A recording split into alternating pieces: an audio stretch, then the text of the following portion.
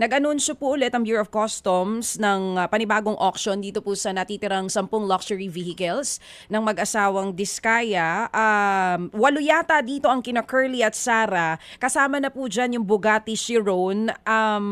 Kailan po ito mangyayari ulit? At inaasahan na po ba natin, ibababa ba natin yung presyo para kahit papano maibenta na talaga itong mga sasakyang ito?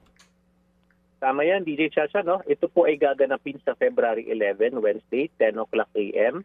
sa Situation Room, ground floor ng Ocom Building sa Port of Manila. Tama po kayo, binaba po natin yung mga presyo dito, no? At maipaliwanag ko lang po na mabilis, maalala po natin, tayo po ay nagsabi, no, na tatanggap po tayo ng mga direct offers para po dun sa dalawang hindi nabenta mga sasakyan, pati na rin po dun sa Bugatti, no? Kaya lang po, meron po kasing pinatutupad ang ating commissioner. No? Ito po yung IAM, ito po yung Integrity, Accountability at Modernization.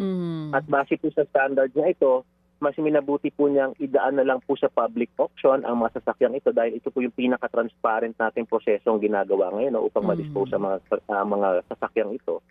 So within the bounds of the law, dun sa pag-determine ng floor price, doon sa presyo, yung pong ating pagkoconduct naman ng auction ay compliant pa rin doon sa ating existing issuances ng Bureau of Customs. Kung kaya sinama po natin yung dalawang hindi nabenta ng mga Diskaya, pati po yung dalawang Bugatti, at yung po 6 pa pong natitira, no, ng mga sasakyan ng Diskaya na nagkaroon na po ng certificate of finality ang forfeiture in favor of the government. So there's a total of 8 cars na up pa rin for bidding.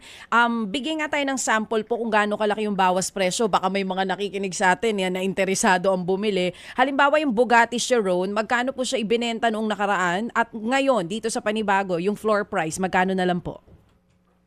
Yung Bugatti Chiron, no, ito pong yung pong year model na 2017, bumaba na po ito ng 149 million mahigit, no?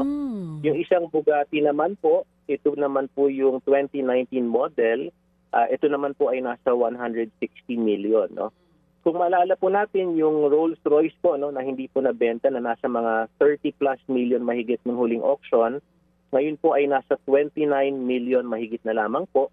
At yun naman pong Bentley Bentayga na hindi rin po nabenta ng nakaraang auction, magkano ay na lang po? 11 million na lamang po mahigit. Ayos. Yung mga interesado, kami siguro kahit magtrabaho ng 50 years, hindi namin kaya to, attorney. Pero kung sakali po ulit, wag naman sana, kung sakaling hindi pa rin po mabili itong mga sasakyang ito, ano na po mangyayari sa kanila? Well, at present kasi, DJ Chacha, no, gusto pang gawing mas transparent ni Commissioner Ariel itong magiging proseso ng direct offer, no, dahil alam naman natin, no, hindi kagandahan ang perception sa ating ahensya. Dahil dito umiiwas rin tayo sa mga posibleng kilos, no, na maaaring pagdudahan kagaya ng itong direct sale, no, dahil baka isipin na inaareglo or meron tayong pinapaborang mga individual na magsusumite ng kanilang mga offers, no. So dahil nga itong ating public auction, medyo napaperfecto na rin natin yung proseso, yung pag live telecast nito, yung pagko-cover nito, yung pagpapublish nito, ay minabuti ni Commissioner Royal na idaan na lamang pumuli sa public auction at yung pagbaba ng presyo ay pasok pa rin naman po, no, sa mga mandato ng ating COA pati ng mga issuances ng Bureau of Customs. Mga kapatid, brothers and sisters, saan ka pa? Dito na tayo sa totoo.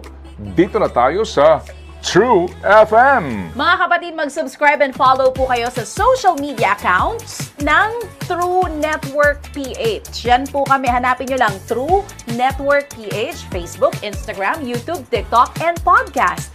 Mapa-Apple or Spotify man yan, mahahanap nyo kami. Lahat ng mga napapanood at napapakinggan nyo po sa programa, nasa social media accounts namin yan. So, paano mga kapatid? See you sa social media!